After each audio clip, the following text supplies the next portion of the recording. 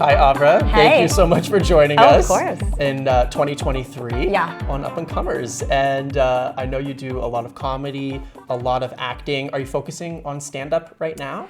Yeah, I mean, stand-up is the thing that I can always do consistently, whereas like acting, you're kind of like waiting for the audition, waiting for the job. Like when hire me, help. Did LA seem like the place to go for comedy, or was that really acting that you came up with? I felt like things were like possible. Like when I graduated college, I feel like I would like meet an agent. They'd be like, so like, where are your Broadway credits? And I'd be like, oh, I like just graduated like last month. And they're like, okay, but like, where are they? And I'd be like, oh, no. And then I felt like when I came here, they were like, I was like, I don't have Broadway. And they were like, okay, so like, cool, we'll just like make it happen. And I was like, oh, not Broadway, but like, you know, we'll make things happen. Yeah. Like, there's possibility. And it felt like they were like, there's no possibility. And I was like, okay, I can't live like that. I didn't grow up like in Southern California, but I was told my whole life, don't ever go there, it's bad. Because like there's that like NorCal, SoCal thing where like NorCal people are like, F SoCal, don't know if I'm allowed to say bad words. And okay, great. And then like SoCal people are like, oh, we like both, it's fine. Like, what San are you Francisco's doing? cool. Yeah. I'd like to visit. Right, Yeah. exactly. It's totally fine. But like when people are like, don't go there, I was like, oh, it must be bad. Like, guess I'll move to New York. And then I came here and I was like, what were they talking about? Like, it's totally great. Like, could live here forever. Yeah, exactly. So doing comedy in Los Angeles, it seems like there's a lot of live opportunities for performing. Have you been doing a lot of shows lately? And do you agree? Are there a lot of opportunities? Yeah. Or is it tough? There's a ton. I mean, people always like in New York, they say there's a lot more there. I don't know because I've never like lived there while doing comedy. I kind of like started out here. But I feel like there's a lot, especially like there was before COVID and then COVID happened and I was like, is it going to be normal? And then when it came back, but you had to wear masks and it kind of like, yay for safety, but like wasn't great for the experience. Yeah. And like when you can't hear people laughing, when you can't see their faces, I do a lot of like crowd work and like audience interaction. So to be like, I'm not going to like talk to you if you're wearing a mask. Like I don't know how to like, Very it's not going difficult to go well. to see how they're taking the joke. Yeah, exactly. So wow, I never thought about that. yeah, there's even some, like there was a good amount of like outdoor shows and then it got really cold and then people were like fully under a blanket and you're like, are you there? Like, you know, it's just. They're basically at their den. Yeah, exactly. Yeah. But now, like as of the past year or two, it's really gone back to like, we are totally normal. Like wouldn't even know there was a COVID. I mean, like blessed to be able to say that and be doing that. Yeah, and do we life. just jinx it? I know. But like, yeah, for a while I was like, I guess like I can't be a live performer. Right. And now I'm like, oh, I can. That's the thing, because some art forms, it doesn't matter the live experience, but for comedy, so you can much. almost never do stand-up comedy without an audience there to receive it. Yeah. I mean, correct me if I'm wrong, but... No, totally. And even like when you watch people's like performances on TV that were filmed in front of a live audience, it's just... I don't know. There's something about like being live, especially because of like the specific things that I do. I'm like, I need people there. I need them to like want to be there, feel safe there. Like came for a good time, came for a show. Like it's just a different thing. And I'm like, do you do a lot of crowd work? A ton, yeah. Okay. So it's just like crucial that like an audience is there. Absolutely. Which they are for the most part. I mean, sometimes you get shows where and it ended up being like 5 people and you're like, okay, not the best time, but like it's just. I think when you know that that's a possibility, it's just like, okay, sometimes that happens and that's nice. Hopefully they're good laughers. Yeah. Yeah, and sometimes they're good. Like sometimes it can be like, oh, there was only 10 people. Why did that go so well? But we never know. So as far as stand-up comedy, a lot of people are working towards filming a special. Is that something that you're working towards? Yeah, totally. I think you're always just like getting more material, writing, performing, and then, eventually like that would be incredible. It's really difficult to get to that point. Would you mind talking to us a little bit about what comedians' processes are for building up their career to the point where they would be offered a special? And do some people self-finance and self-produce their own specials? Yeah, totally. I mean, people start by, you know, just like doing more like indie shows and then like getting past at clubs and then featuring for you know, like larger comics, going on the road with them. And so they're like the 15 or like more like 30-minute spot while, you know, the Sarah Silverman will have like an hour, you know, even a little and bit you've more. done a little bit of that as well. Yeah. What was that experience like, going on the road or at least doing some shows with comedians who are big stars? Yeah, like very cool and very interesting to watch and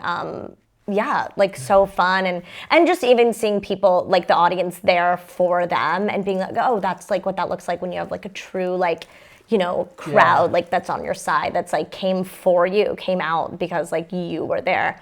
I'm not the you, but like fun to see those people and that happen. Can you talk about how you craft some of your sets, maybe even some of the shorter ones? I have a lot of like standout sort of like points or themes, and those end up coming up for me a lot. I do a lot of writing, but then sometimes I have ideas and then they'll end up coming out on stage, and then I'm like, oh, I should keep that, and maybe I should write it, or maybe I should just sort of harken back to that, or like specific lines I'll say, or like ways to end a set, and then I'm like, oh, I should do that again, and then it just becomes part of like creating your voice almost on stage and as you go, and being like, oh, I do that. Right. Well, I'm gonna keep doing that then. Like that is different, or like. Yeah, and also I have a manager who is specifically like a comedy manager, and so he's actually very helpful. I wish I had him my whole life, but like other people really would be like, interesting. oh, you do stand up, cool. Well, I'll keep submitting you, and he's more like, send me your sets. Like I have notes, I have thoughts. This is what makes you unique, and like you should play up this, you should work on this. Don't do that, and it's just like, yeah, because I don't like. Like my mom isn't Sarah Silverman, so like I don't think she just gets outside, but I don't have those people that like have helped me on my journey, or like known how to help. Like other comics are helpful and friends, and like obviously like a lot of people's feedback is important, but like he does this for a living and he's shaped people's careers, so it's helpful to have like someone with that backing and knowledge to. That seems really helpful because it's a mentor, like person with. It sounds like they have experience with stand-up comedians, but also having a gatekeeper like that who understands maybe the business side of things and what the club owners are looking for. I think from that aspect would be really, really helpful. Totally. Yeah, even recently I just did a big commercial, and then like I FaceTimed with my friends from like high school who are very removed from all this, and like I filmed that commercial maybe 2 months ago, and then they're like, so any more big commercials? And I'm like, oh. Right. Okay. You're like, 3 this week. Yeah. Got 6 coming out next month. Right. The Marvel movie after that. Right. Right. So we've heard a lot about what you've done in comedy and acting. What's next for you, or what do you want to be next? Yeah. I would love to do comedy on a late night show, and then also have my own special. I'm working on both, and I think in the spring I'll produce my own show to be able to get up and do longer sets, and I'm going to have my own night of comedy where it's like mostly me. Really cool. With some nice friend moments. And I got the chance to see one of your live shows where you do half dating experience, half comedy show. So you've already had a long running live show out. Yeah. Is that back on? Is that going to be coming back? It is not currently back on, but we will see. Stay tuned. Ooh, yeah. Okay. You heard it here first, folks. Yeah. What's the title of that one again? That one's All My Single Friends. Yeah. It was very funny. Yeah, I enjoyed it a lot. you. Wild experience. Oh, yes. While we're here, tell us, how do you come up with something like that? That was like, I came up with that with my friend and partner in the first year that I moved here. I guess also probably first year that she moved here. I was doing stand-up, and then she was like, I want to do stand-up. So she started, and we were like really on the scene doing it together. And then we wanted to have our own show, and we were like, how do we like make our show, there's already a billion shows, like what would make people come to ours? Right. And we were like, oh, like we just somehow came up with like dating. Like people want to meet people, there's not enough community in LA, even like friendships, even like, exactly. platonic relationships. And then we were like, what if we like, created a place where they could all come and meet peeps, and like who knows what would happen from there. And had a lot of success. It's awesome. Yeah. I mean, it's another great lesson that we have to think outside of the box and be unique and do what other people aren't doing already just to get seen. Yeah. And like it's like any other business, I guess, like find a hole, like what is missing, like, that people complain about or could use or don't have, and then like how do you fill the hole? And that's kind of what we did. Yeah. Absolutely. I mean, we're trying to do that here. I love interview shows, and I thought we know a lot of really cool artists doing all kinds of different stuff in LA. Yeah. Let's hear their stories. Let's interview them, and it's been a really cool experience. That's more helpful than like, I mean, love like Jennifer Garner so much, but like if I hear her talking about like her next, like Marvel movie, like whatever you're talking about before, I was like, I don't, like that's not where I'm at. That doesn't help me, like great for you, but like not really currently there, so yeah. 100%. It's nice to hear from people who are at sort of similar levels, if not maybe right above us, because we're learning what we need to do to get to that next level, so it's been helpful. Yeah. And I really appreciated hearing about everything you've got going on, Avra. Hope you enjoyed talking to us. Oh, this was great. Okay, good. Anytime. Well, thank you so much, and we look forward to seeing what you do next. Cool, sounds good. All right. Yeah.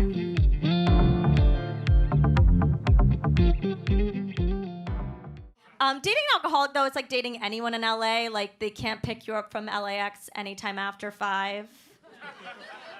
Or, like, anytime before. Not to brag, but he was also an actor. Not to brag again, but I somehow only date actors. And someone recently told me not to date actors. I'm trying to remember who it was. Oh, right, everyone I've ever met. All the way north. Where's that? Michigan. Oh, okay. I don't frequent that place, but like, I'm sure it's fun. But not even in a rude way, not trying to be rude. I'm sure it's stunning and green and, it's cool. We don't like it. Okay, great. Don't live in Northern California. Don't live in Southern California. Entire West Coast, entire East Coast. Is it pronounced Lafayette or Lafayette? Michigan, Oregon, Washington. Don't live in a big city. Places where they say nothing bad ever happens here. Lock your doors. Lock your windows. Don't have windows. Turn the lights off so they think no one's home. Keep the lights on so they think someone's home. Don't live in a trailer, apartment, house. Oh wait, so where? Don't leave the house. Don't stay home. Don't be single. Don't have a boyfriend. No husband. Don't be a girl.